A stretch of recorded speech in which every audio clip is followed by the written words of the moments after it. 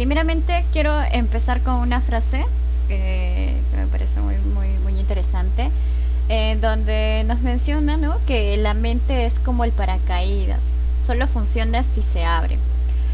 Y bueno, los invito a que abran la mente hacia este tema tributario porque nos va a ayudar en cierta medida en nuestra carrera profesional, ¿no? Y bueno, continuando con la presentación.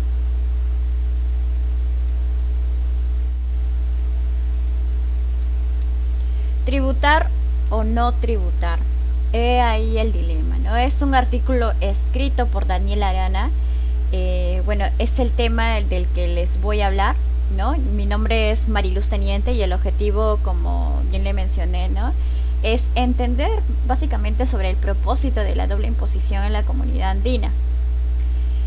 Bueno, en este presente artículo se va a realizar un análisis respecto a las mejoras que introduce la decisión 518 que fue dictada por la Comunidad Andina de la Comunidad Andina de las Naciones, la CAN, ¿no?, respecto a su predecesora, que es la decisión 40, con la finalidad de poder evitar que se produzca la doble imposición entre los países miembros de la CAN, ¿no?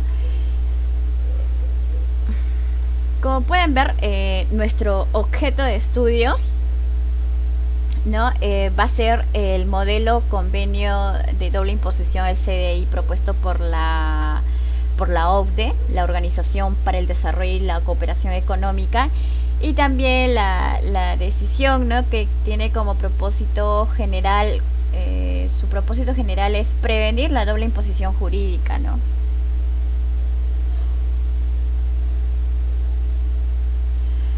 Como vemos acá en el título, ¿no?, el autor nos va a mencionar los aspectos de mayor relevancia de la decisión 578 y su diferencia estructural con los convenios de la doble imposición, preparados y suscritos de acuerdo con el modelo sugerido por la Organización para la Cooperación y Desarrollo Económico, ¿no?, o sea, la OCDE, ¿no? Bueno, a efecto de resaltar los aspectos más importantes del tratamiento de la doble imposición en la CAN, vamos a considerar que no podemos dejar en sí de analizar los aspectos básicos, ¿no?, que como la cláusula de la no discriminación y la imposición predominante bajo el criterio de la fuente. Entonces, por ello, acá el autor nos menciona dos artículos: el artículo 24 del convenio modelo de la OCDE, que nos dice que las naciones de un estado contratante no serán sometidos en otro estado contratante a ningún impuesto u obligación relativa al mismo que no se exija o que sean más gravosos que ellos a los que están o estén sometidos las naciones de este otro estado que se encuentren en las mismas condiciones, en particular con respecto a la residencia, ¿no? Entonces hace una comparación con el dispositivo precipitado del artículo 18 de la decisión 578, que nos dice que ningún país miembro aplicará a las personas domiciliadas en los otros países miembros un tratamiento menos favorable que el que aplica a las personas domiciliadas en su territorio respecto de los impuestos que son materia de la presente decisión, ¿no?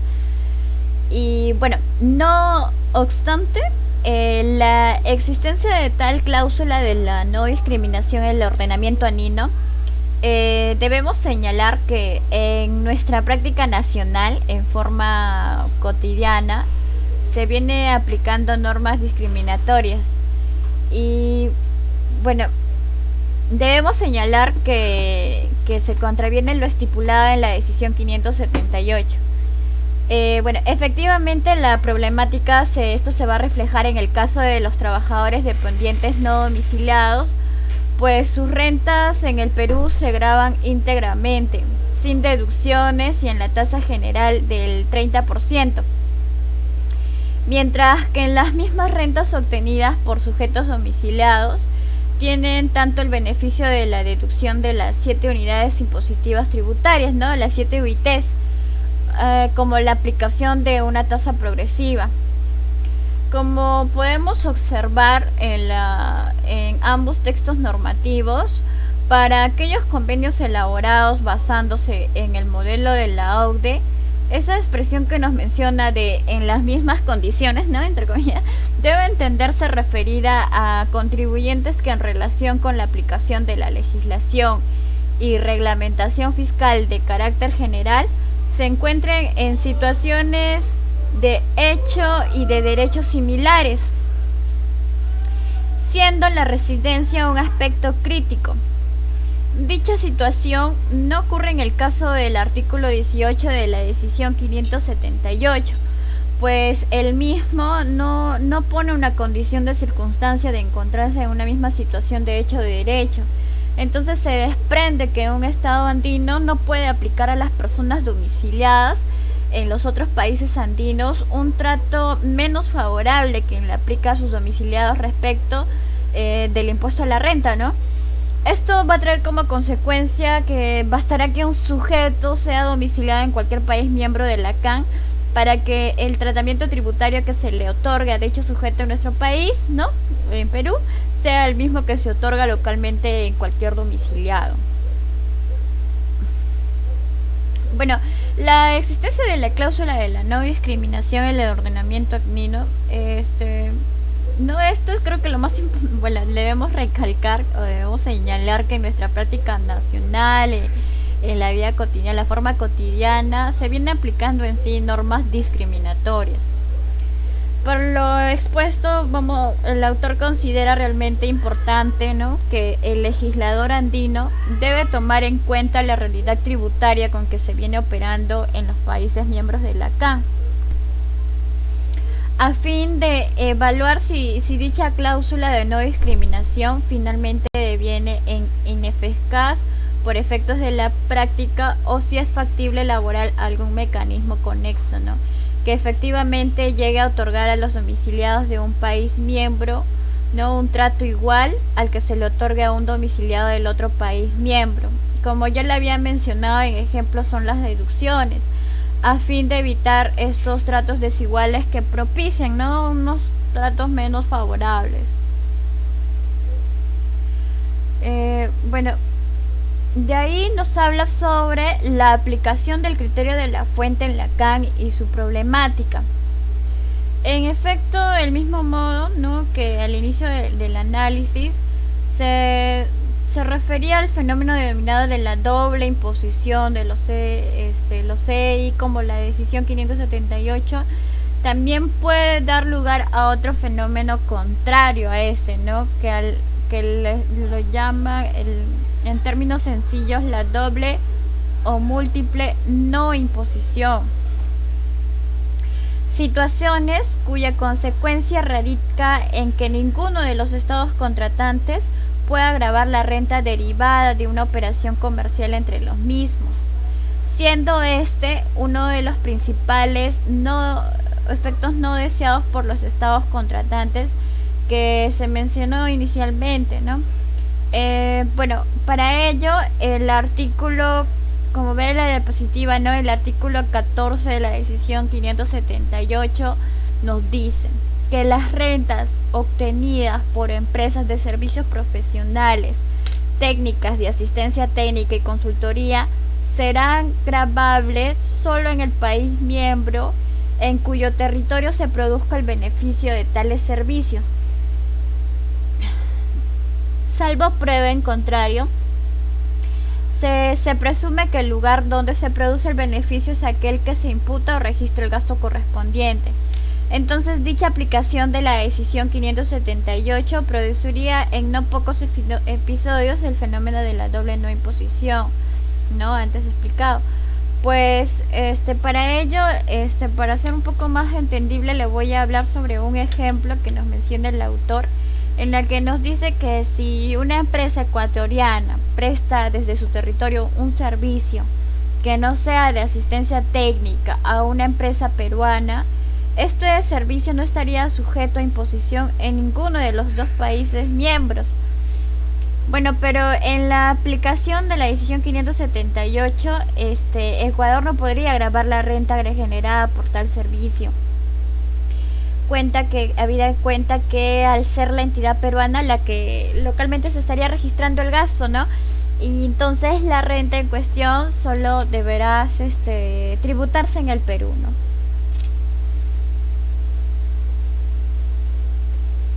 ¿Puede la no sujeción implicar fraude a la ley o evasión? Y bueno, para ello el artículo 20 de la decisión 578 nos menciona que no serán válidas aquellas interpretaciones o aplicaciones que permitan como resultado la evasión fiscal correspondiente a rentas o patrimonios sujetos a impuestos de acuerdo con la legislación de los países miembros. Nada de lo dispuesto en esta decisión impedirá la aplicación de las legislaciones de los países miembros para evitar el fraude y la evasión fiscal.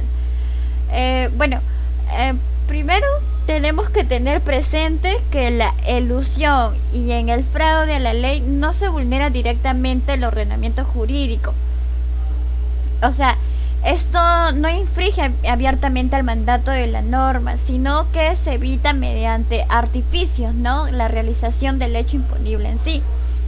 Entonces, para ello, el autor acá nos menciona y nos dice que se debe considerar que si bien la normatividad andina ha cerrado las puertas a la doble imposición entre los países miembros, también estaría abriendo al mismo tiempo las ventanas a la nula imposición entre los países miembros, entre los mismos, ¿no?